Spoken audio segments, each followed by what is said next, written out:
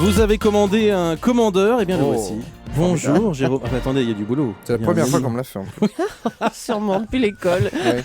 Jérôme commandeur, mon cher. Jérôme, bonjour. Bonjour. Tiens, vous allez revenir ce matin sur une affaire assez surprenante.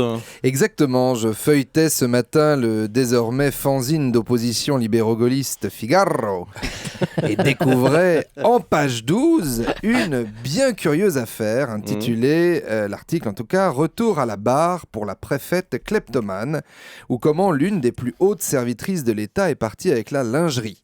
Alors même si l'affaire date d'il y a quelques mois et ressurgit ces jours-ci, la préfète étant jugée en appel demain, on ne peut s'empêcher de faire le rapprochement avec l'actualité chaude qu'est la nôtre, puisqu'à l'heure où je vous parle, 32 ministres sont en train de faire leur carton.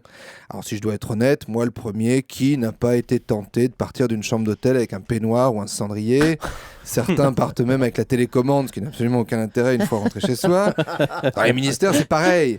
Le ministre seul avec son assistante. Tenez Marie-Claude, vous pouvez me prendre le dossier sur l'étagère? Et clac, le chandelier qui tombe dans le sac, ni vu ni connu. Alors attention en revanche, messieurs, dames les ministres, à ne pas vous faire griller par le vigile quand vous sortez du ministère. Monsieur le ministre, oui, vous avez un chandelier qui dépasse de votre sacoche. Un peu comme au supermarché quand on oublie le pack d'eau.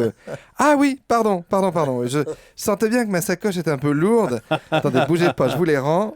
Ah non, les statuettes sont à moi en revanche. Oui, ce sont les répliques de celles du bureau, elles font 2 kilos chacune. J'ai toujours des statuettes en bronze sur moi, ce sont des gris-gris. Alors je m'adresse rapidement au vigile du ministère de l'apprentissage. Si vous voyez Nadine Morano traverser le hall avec le portrait de Nicolas Sarkozy sous son impair, laissez-le lui.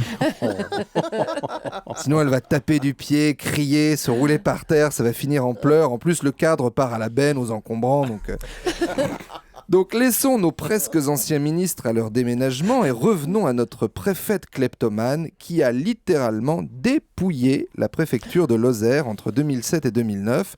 En fait, elle s'est crue à la roue de la fortune au moment des cadeaux. Alors, je vais prendre le fauteuil Louis XVI, les chaises Napoléon III, les tableaux, le linge de maison, l'impair de ma collaboratrice. Il vous reste 50 €, Françoise. Je vais prendre le couteau à pamplemousse.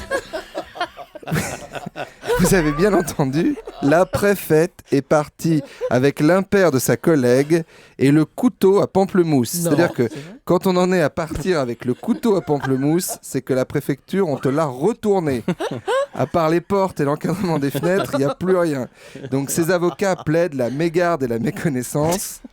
La préfète ne savait pas qu'on ne part pas du bureau avec une armoire normande, puisque personne ne lui a jamais dit. Donc l'affaire se juge au tribunal de Nîmes. Donc je le dis là-bas, fixez bien les bancs de l'audience. Un moment d'égarement de votre part et on finira le procès debout. Bravo Jérôme commandeur, merci beaucoup. On vous retrouve tout à l'heure avec Michel Drucker et demain matin, bien sûr, sur Europe 1. Rendez le stylo Europe 1. Oui, Là, que vous avez voulu. Il a failli le piquer. J'ai Incroyable.